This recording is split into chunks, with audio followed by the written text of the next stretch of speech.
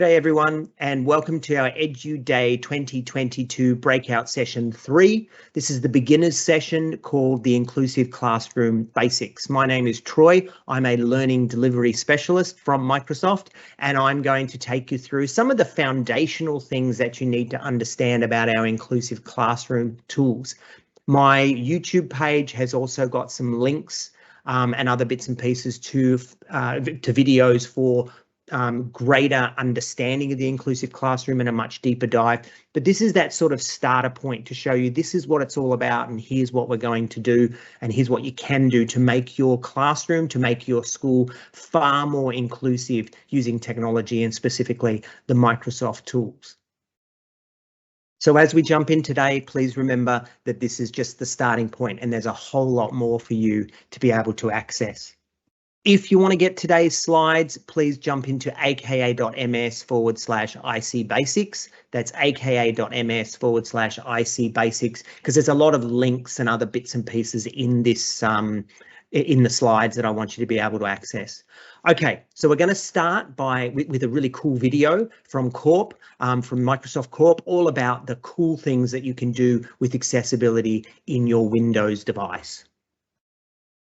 Oh, and please remember, if you've got any questions, we've got a live Q&A, so just use the Q&A or the chat button to ask questions, and we're going to be responding to those in real time. And at the very end of this presentation, we'll also have some Q&A as well. You know, we'll try and answer some of those questions, or I'll try and answer some of those questions. All right, so remember, fire your questions away in the chat as we go, or hold on to them until the very end. So let's go with that video. We're making it easier for everyone to do more with Windows. Looking back, there are plenty of examples where making something possible for a person with a disability ended up making experiences better for everyone. Closed captions are a great example. Closed captions make it possible for people with hearing impairments to enjoy a video. They're also great for following a football game in a noisy restaurant or watching the news in a busy airport terminal. They're great for English language learners and students that want to get the most out of an online presentation or class. We're creating new experiences in Windows that have a similar story. We're making it easier for people with low vision to see and interact with Windows. The same features are great for people when they misplace their reading glasses or follow a presentation from across a large room. Traditionally, when we design and engineer, we talk about personas and putting people into buckets. But people are unique. They have unique abilities. Sometimes those abilities will change, even day to day. For example, we know people that actually in the morning will use screen magnification software, and by the end of the day, their eyes are fatigued, and so they'll actually use screen reading software. Space, Windows, 0, loading page, Windows 10, loading complete. So we actually want to put people at the center of our design. An example of that is in ease of access. We have a lot of technology in there, and we don't want to use technical jargon. Instead, we use simple human language, like make text bigger. Also with that experience, it's really easy to build it to work for a lot of different people. For me, I actually enjoyed using it at 200%, twice as large. For other people, they just wanted to make their text a little bit bigger. So rather than making text bigger be an on or off switch, it actually has fine-grained control so that each person can make it work perfect for them. And that's what inclusive design is all about. To really meet the goal to design and build products that are truly inclusive and human-centered, we work with a diverse set of users to deeply understand their needs and identify opportunities to improve their lives through the use of our technology. When designing and building our features, we conduct usability studies to really understand how our products are working. Our team also connects directly with customers at conferences for people with a wide range of abilities. We have two main goals. First is to help the community learn what's new in Windows and get feedback in how our products are currently working for them. Lastly, our team consults with industry experts and partners throughout our advisory boards who are great at giving us feedback on features that are working and those that could use some improvement. These active engagements keep us at the front lines of the information that is coming in, allowing us to constantly improve our customers' experience with accessible, intuitive technology. A few years ago, I was at the National Federation of the Blind conference. I had parents of a 6-year-old who was blind ask me, how can we start teaching our daughter how to use a computer? At that point, all I could respond with was, we only have an online user guide. I was dissatisfied with that answer. I wanted to help create easy-to-use interactive content that could help anyone get started. This is one of the things that has influenced the work that we're doing on Narrator and Narrator Quick Start. We've already made so much progress. Our narrator team here at Microsoft is really looking at how we can improve the landscape for screen reader users when it comes to accessibility, but more importantly, usability and productivity. An example of where we are improving the landscape for screen reader users is our ability to be able to read information from an image automatically and giving a user information about that image. Fetching image caption, a laptop computer sitting on top of a table. A user can simply press a hotkey, and we use cognitive services here at Microsoft to be able to analyze that image and return useful information to a screen reader user. Around Microsoft, we're known as the accessibility team, but internally, we've called ourselves the Input for Everyone team for some time. I've been in this space for about 11 years, and over the past 5 years, with Satya coming in and changing the mission statement of Microsoft to empowering every person to achieve more, it really has helped us expand the team. It's helped us really focus on what does it mean to make Microsoft products easier to use, and through that we've been getting great feedback from social media, our NGO partners, and the Windows Insider program. The impact of assistive technology is growing. We're making it possible for people with a broad range of disabilities to achieve their full potential with free, built-in solutions that are easy to discover, learn, and use. We're building Windows for each of us so that it's great for all of us.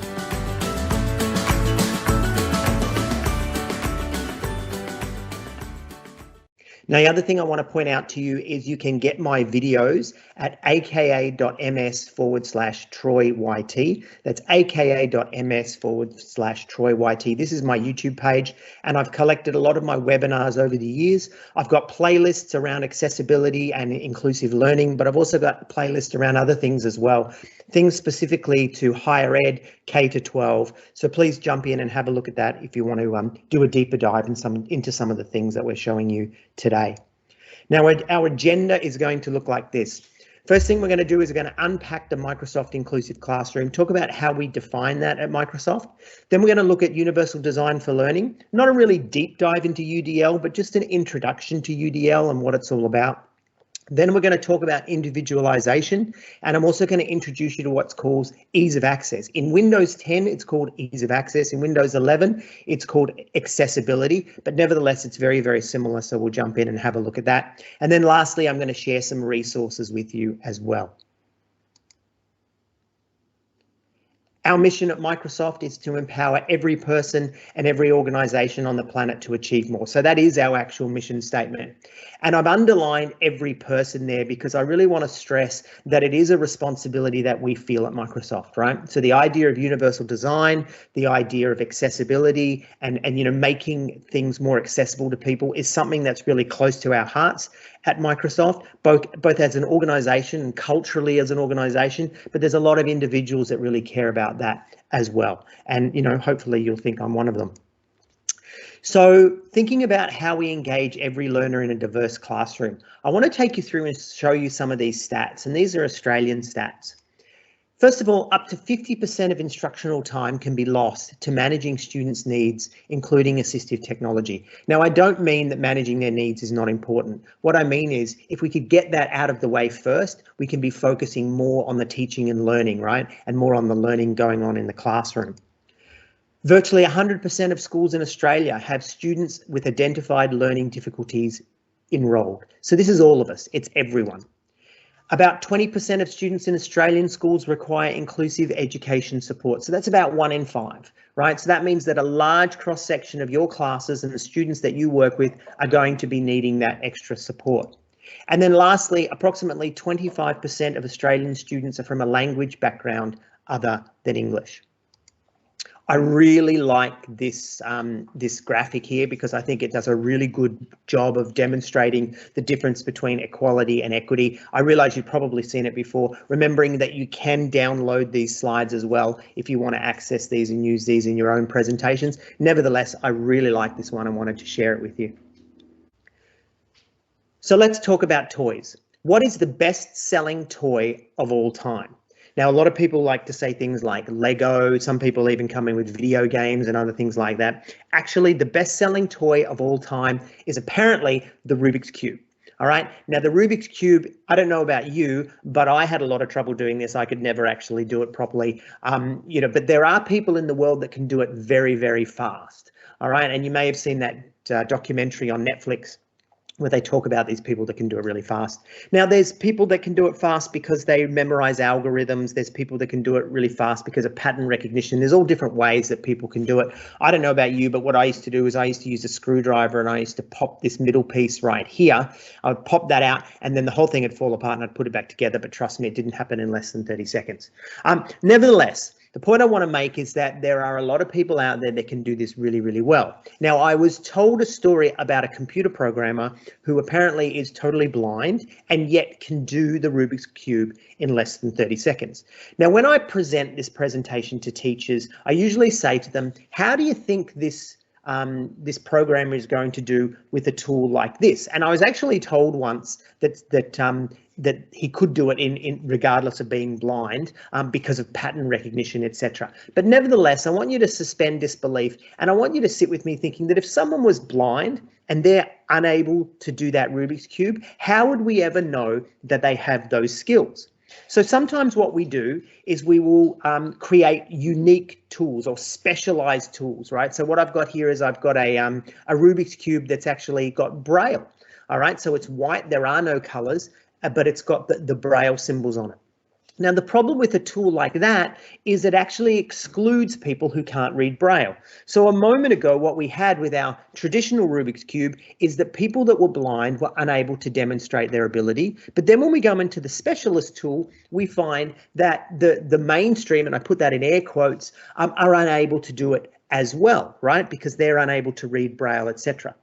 So what we've got is a tool something like this. So what we can see here is we've got a Rubik's Cube. We've still got the traditional colors, red, green, yellow, blue, etc. But we've got raised symbols, right? So that all the red ones have an X on them, all the yellow ones have 3 small dots, all the green ones have like a T symbol. So you can actually feel the colors or feel the differentiation of the different colors on the Rubik's Cube.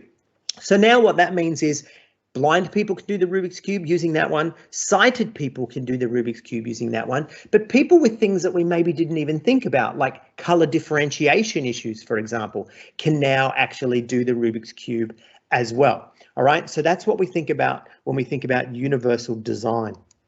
Now, when we look at something like the iPad, and remembering I work for Microsoft, but I'm not going to say horrible things about the iPad. I really enjoy my iPad when I'm reading. Okay, I use it a lot for reading. And anyone who's used the iPad will know that, yes, there are some fantastic accessibility features built in, but it tends to imitate traditional text. All right, so if you're using the Books app or you're using the Kindle app, it tends to imitate traditional text. So if you're challenged by a book, you're also going to be challenged by using some of these tools when you're using them on the iPad.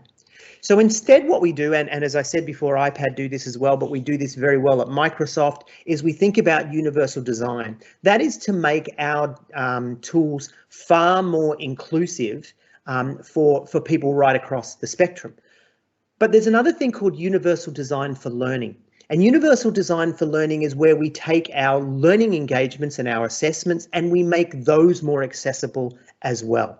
Now, as I said, this isn't going to be a deep dive into universal design for learning today, but I do want to show you a nice little video, which is actually made in conjunction with the NDCO, or at least they've got the rights to it. So I'm going to show you this video now and talk to you a little bit about universal design for learning. Universal design for learning. This animation is adapted with permission from AHEAD, Association for Higher Education Access and Disability, Ireland. Imagine you went into a big clothes store and all that was on sale was one type of outfit, in one size, with no thought given to different individual body shapes or personalities. That would be silly, right? Expecting everyone to be able to fit into the same size and express themselves in the same colour and style. Yet in many cases, that's exactly what is happening in our education system. When it comes to learning, variability is the rule, not the exception, and our education campuses are now grappling with the demands of an increasingly diverse cohort of learners with increasing numbers of international students, students from different cultural and socio-economic backgrounds, mature students, and students with disabilities. Despite this, training and assessment strategies are often designed for the mythical average learner, and learners are expected to engage and learn on the same terms.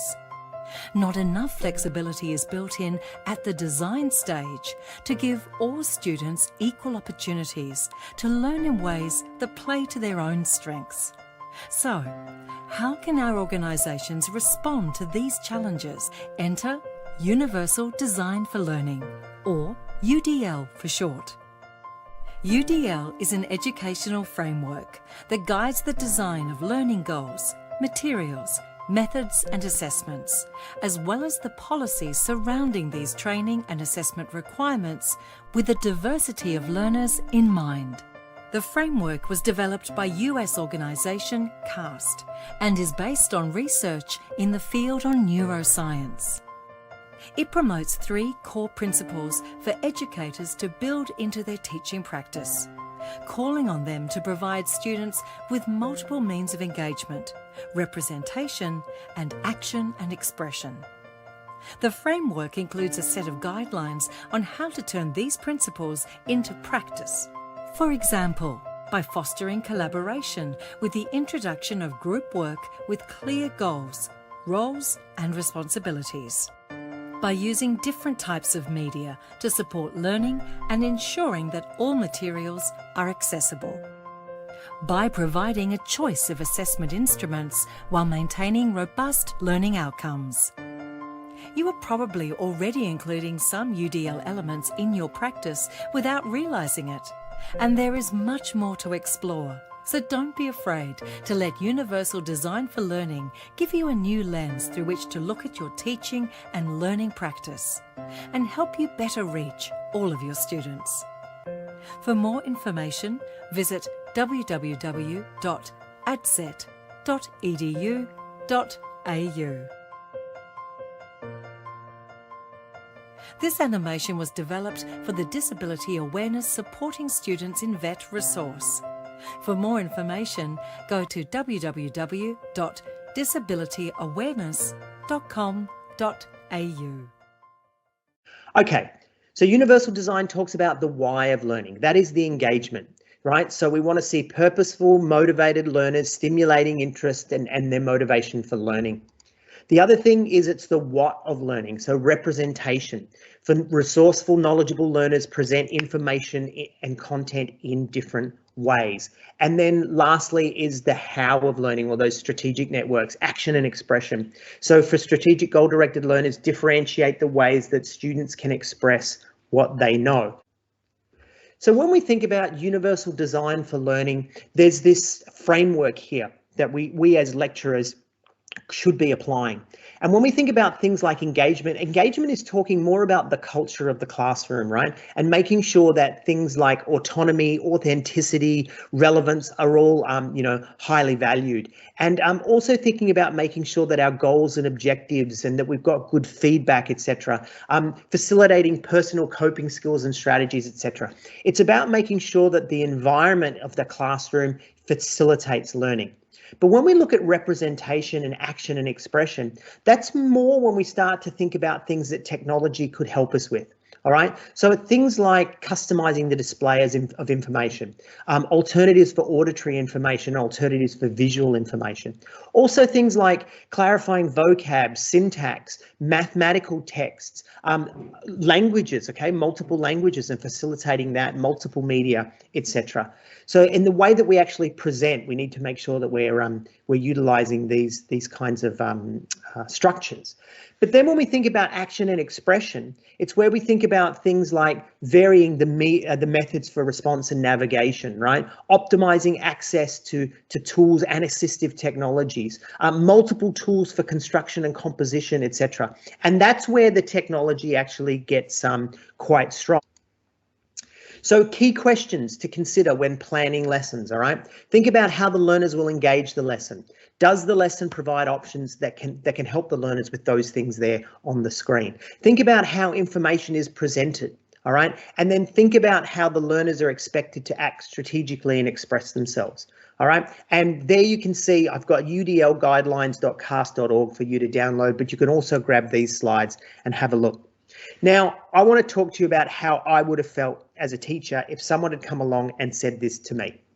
I've already got a class full of people, I've got a curriculum that I'm trying to teach, etc. And now all of a sudden someone's coming along and telling me, oh, by the way, Troy, you've got to do all these other things as well. And I get it. It's going to make you feel overwhelmed, and it did for me as well.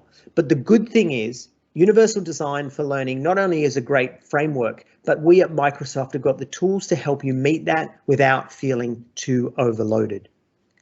So the first thing we want to talk about is building a foundation for success. Inclusive education gives tools, Inclusive education tools gives more students personalized access to their curriculum, optimize educator time, and improving learning outcomes. That's what we want to do for you using the inclusive classroom. Now, the first thing that we talk about is this pillar over here. Students increase independence and experience a reduction of stigma. That is that they're using the same software and the same devices as everybody else in the classroom or in the lecture. All right, we're not talking about specialized technology, although 100% we welcome that if that's what's needed. But we want to make sure that you as educators are more empowered to engage every learner. All right, so the technology is not a burden. We want to optimize your time. The technology works and it's on and able to do what you want it to do. And then lastly, at Microsoft, we want to help you as an institution build a reputation as a positive place that promotes equity and inclusion. In other words, by making this available to your students and even to your staff, the institution becomes a more equitable place. At Microsoft, we break accessibility down into these 6 areas. You may have a different map that is, it maps it out in a sort of a different way. Nevertheless, we talk about learning, visual, hearing, mobility, neurodiversity, and even into mental health. Now, at Microsoft, when we talk about the inclusive classroom, we're actually talking about these 4 areas. Now, if you want to do some of your own learning around UDL, then please jump into that course, which is available here for you when you get these slides. So that little link down here, you'll be able to click on that and that'll take you into a really nice UDL intro course if this is something new for you. Okay, so now what I want to talk to you about, though, is I want to talk to you about shoes. What do you think is the average shoe size for men in the world? No, it's not that I'm being exclusive of women. It's just by talking about men's size, because I actually do know this. All right. So believe it or not, the men's shoe size is 10.5. That is the world's average for shoes. But what would happen if we started only making size 10.5 shoes? Well, as you could imagine, this is what would happen. We would actually miss what most people need. And why? Well, it's because very few people are, in fact, the average. In fact, this is what we call the myth of the average. Now, we talk about the myth of the average because the average is a conceptual term. It's a statistical term, and it's not something that necessarily exists in the real world. You know, we often think that if we just sort of hit the average, we're hitting most people. But that example I just gave you for shoes just shows that that's not the case. What we actually need for something like shoes is we need various sizes, right? But we need various styles as well for different contexts. I need different shoes for running, for when I go dancing, for when I'm walking, for when I'm, sitting around home watching television. We all have different needs. We all have different desires depending on our context. So in education, there's this term, which is differentiation. And as a teacher, it used to really frustrate me because it meant that I, as a teacher, was responsible for making sure that all my lessons met all my students' needs. So the onus was on me to differentiate. So for example, I had to make specific resources for students with low vision, or I had to make special, accommodations for students that maybe had, hearing issues or dyslexia, etc. And it put a lot of onus onto me. And again, there's that picture of a teacher again going, oh, who has time to differentiate, right? I barely had time to do all the basics of my job, let alone create special resources for all the students that I touch in a day. I'm not saying it doesn't matter, but I'm saying teachers, lecturers, academics can actually feel quite overloaded. But there's this other term which has come around in education a lot these days, and that is personalization. And while seemingly the same as differentiation, it is somewhat different, because personalization doesn't put the onus on the teacher, but on the learner. So the student personalizes their own learning and their own education experience, and the onus is no longer so much on the teacher. Yes, the teacher, the academic, the tutor must still be able to facilitate personalization and make it available to their students, but ultimately they don't decide what this looks like. All right, it's up to the student to be able to do this themselves, and that's why we call it personalization. So the onus is taken off the teacher and put instead on the student. But the institution, the class, the culture of the classroom, etc., still has to facilitate that personalization. All right, so here's what you came for, to look at what do we do in the Microsoft space. All right, so there's this place called Ease of Access. If you're on a Windows 10 device, it is called Ease of Access. If you're on a Windows 11 device, if you're one of those lucky people that's already on Windows 11, then it's called Accessibility. But most of us are on Windows 10, so I'm going to take you through and show you at a Windows 10 idea. So it's called Ease of Access. Now what I'm going to do is I'm actually going to open up my settings area on my device. Now how did I do that? I just click on my my Windows button on my keyboard, or the Windows button on my start menu, and then I just look for settings, okay, which is just that traditional little settings wheel, and then I open up the settings area here. Now you can see most of what I need to do to play with my system and to make it more, the way I want it lives here. But everything that you need to make your device more accessible lives over here in Ease of Access. Windows 11, it's called Accessibility. All right, so it's either called Ease of Access or Accessibility. So just keep an eye out for that. Now, when I click on that, what happens is it actually opens up the Ease of Access Center, or the Accessibility Center, where everything that I need to make my device more accessible is in the one space. Now, what I mean by that is, once upon a time, you remember, I used to have to go over here to fix my mouse, and over here to fix my picture, and down here to fix sound. Everything was in different places, but we've put it all in the one space, Ease of Access. Now, we've got three main categories within Ease of Access. We've got vision, we've got hearing, and we've got interaction. Now, a lot of people don't know this exists, right? A lot of your students don't know it exists. Perhaps you didn't know it existed either, and a lot of carers and families don't know it exists. So we need to introduce our students to this to help them to personalize their devices, all right? Now, first of all, we look at vision, okay? So everything that I need to make my device more visually accessible is here. And let's go through and have a look at some of these. So the first one is display. All right, now you can see when I click on display, we've got the ability to make text bigger. Now notice how that is trying to be more intuitive. Instead of saying to you font size and talking about, 12, 14, 28, etc., it just says make text bigger. And it's got this little slider tool here that I can be dragging my text backwards and forwards, seeing it at the size that I want. And when I get it to the size that I want, I click apply. And then all the text on my device is going to be bigger. But over here, we've got making everything bigger. All right, so that's talking about the entire screen basically being sort of zoomed out a little bit for us. So that's our headings, mouse point, everything basically is made bigger. Now, again, we can do that here, making it, 100%, 200%, 300%, etc. in there for you. I have the ability to make everything brighter and darker as well. I also have the ability to turn my animations in Windows on and off. When you open up a screen and it sort of pops open, etc. Sometimes those animations can actually be distracting to people depending on what sort of challenge they have. So being able to turn those off and on is really important. The transparencies as well, maybe a little bit hard for you to see, but the transparencies, for example, can sometimes hide some of our text, etc. So being able to turn that on and off is really important. Also our scroll bars, right, over here. So making sure that people can see them at all times, it can be important. Notifications as well. How long do you want your notifications to stay on the screen? All right. So for some of us, very quick is good enough, but for others, we may actually want them to be on the screen longer. And also turning off that desktop background image as well, because sometimes that can get in our way of differentiating text over the top. I can change my mouse in here as well. You can see I've got it as a nice big teal color. That's the way I like it because I do a lot of demonstrations, etc. But nevertheless, we can change our mouse, our pointer size as well as the color. We've got the ability to also change our text cursor as well. So that's in there for you to do. Also magnifier, all right? So being able to have magnification over a portion of the screen and hover it like a magnifying glass over the top of the screen can actually be really important for people. So that's there as well.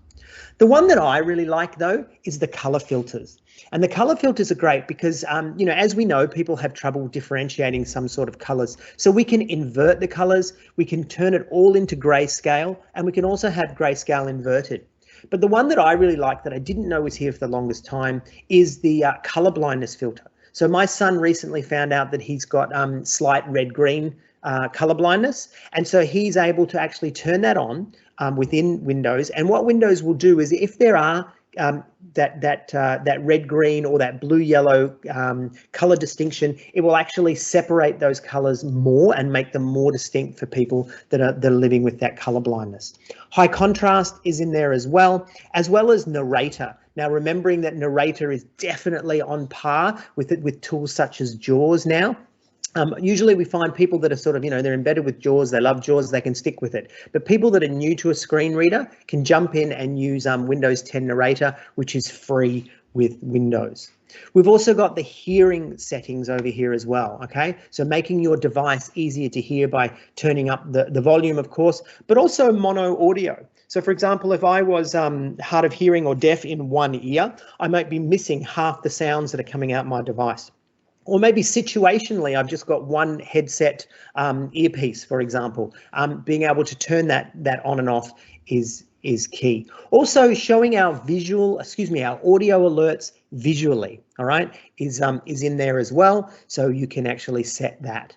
The other thing is that closed captions, okay, so having those closed captions, but not just being able to turn them on and off, but also making sure that they are in a way that can be seen, okay, so things like size and style and transparency and color, making sure that they're able to be seen. The other thing that we have is we have interaction. So things like Dictate. Now, Dictate is very powerful in Windows and also in Office, and we're going to explore that in a later session.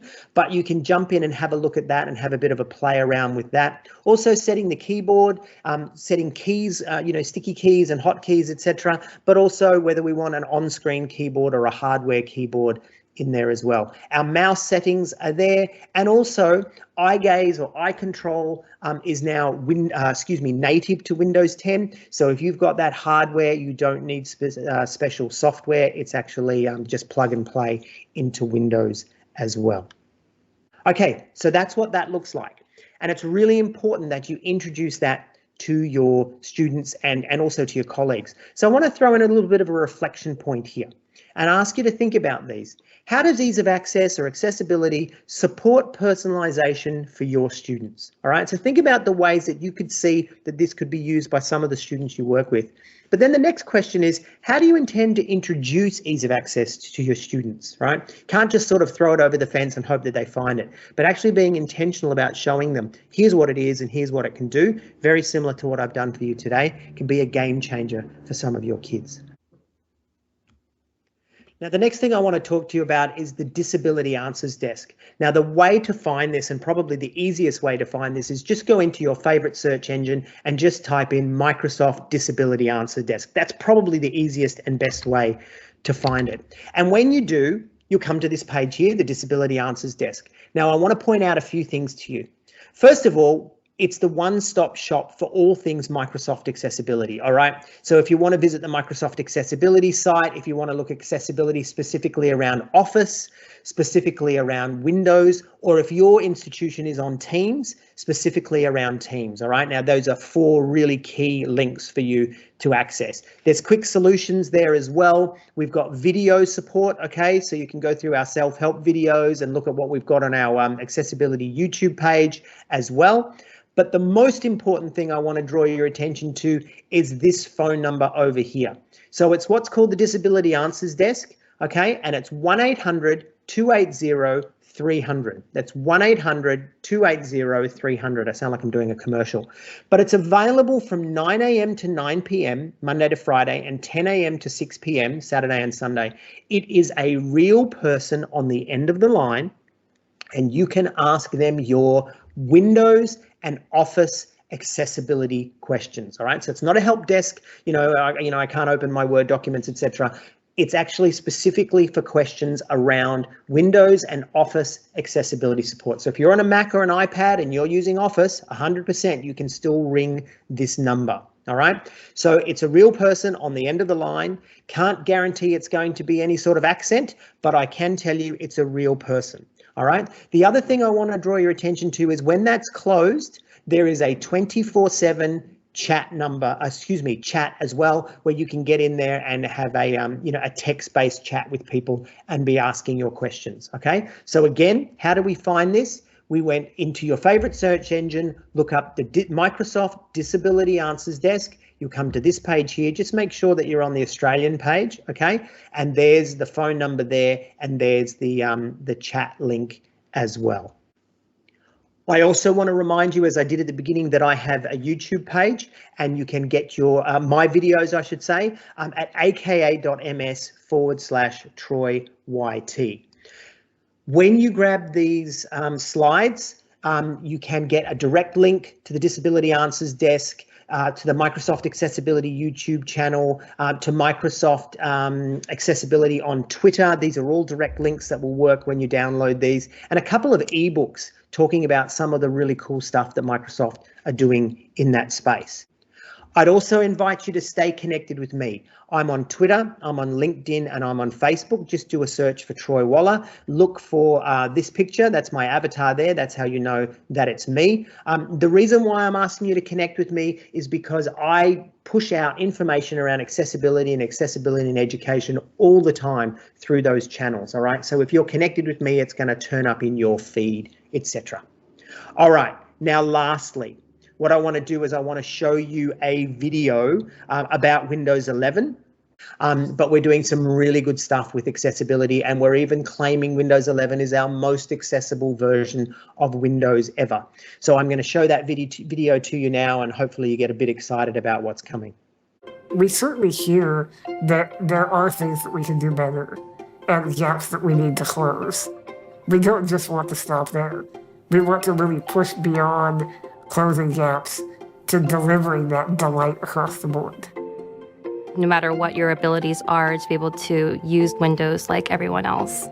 Accessibility on Windows used to be called ease of access.